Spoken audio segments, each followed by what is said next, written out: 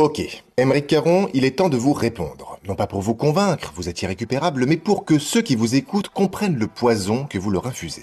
On peut dire qu'il y a peu de différence aujourd'hui entre les méthodes de l'armée israélienne et les méthodes de l'armée nazie. C'est là qu'on commence à mesurer la profondeur de votre indécence sans limite. Comparez des soldats juifs, dont une grande partie sont petits-fils de rescapés de la Shoah, à ceux qui les ont gazés, comment dire, ce n'est pas seulement avoir perdu tout sens moral, c'est placer la haine d'Israël au-dessus de toute vérité historique. Petit rappel, les nazis ont enfermé les juifs ensemble, avant de les massacrer, les violer, les soumettre à de l'esclavagisme et de les tuer. Vous savez qui d'autre a fait ça? Le Hamas. On passe à votre deuxième déclaration. Gaza est aujourd'hui un camp de concentration. Non, Aymeric Caron, un camp de concentration, c'est un endroit où les gens sont parqués sans jamais avoir aucune aide extérieure, sans armes, sans milices, sans aucun moyen de se défendre. Gaza, c'est une enclave dirigée par un groupe terroriste islamiste armé, financé par la République islamique d'Iran, qui a massacré 1200 civils le 7 octobre 2023, violé des femmes et pris en otage des vieillards et des enfants. Ce n'est pas un camp de concentration. C'est un camp militaire armé dont les civils palestiniens sont des boucliers humains. Troisième déclaration. L'aide humanitaire est volée notamment par des gangs locaux. Et vous savez par qui ils sont soutenus? Pas par le Hamas, par l'armée israélienne. Et le Hamas a essayé de s'interposer dans cette situation précise, et le Hamas se fait tirer dessus par l'armée israélienne. Pardon? Ok, là on touche au sommet de l'absurde. Le Hamas, protecteur de l'aide humanitaire?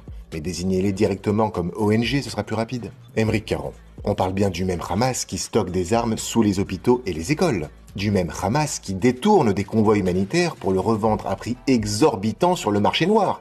Et du même Hamas qui tire sur les civils palestiniens dès qu'ils s'approchent de ces stocks humanitaires. Rassurez-moi, l'idée que l'armée israélienne financerait des gangs à Gaza pour voler l'aide humanitaire, c'est pas une analyse, c'est un sketch. On dirait Dieudonné sous acide. Allez, on passe à votre envie irrépressible de reconnaître l'État palestinien. Là aussi, c'est un grand non.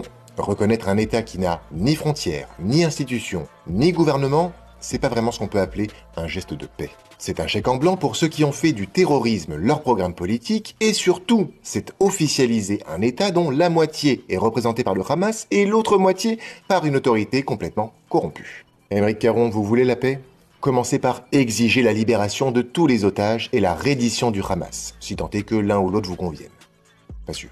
Et pour conclure, vous parlez des lobbies. En ce moment, il y a beaucoup de mots qui nous sont refusés, à nous les défenseurs du droit international, par le lobby précisément des pro-Netanyahou, le lobby pro-guerre, le lobby pro-destruction des Palestiniens. Là, on est sur du Jean-Marie Le Pen style. On se demande d'ailleurs si c'est pas votre modèle, tant le phrasé est similaire. Je ne sais pas s'il y a un lobby juif, mais en tout cas, il y a des réactions qui semblent quand même relativement orchestrées. Les seuls qui défendent un génocide aujourd'hui sont ceux qui appellent à l'éradication d'Israël, en scandant « Free Palestine from the river to the sea », en rêvant d'un monde sans juifs. Alors désolé Aymeric Caron, mais non, vous n'êtes pas un résistant.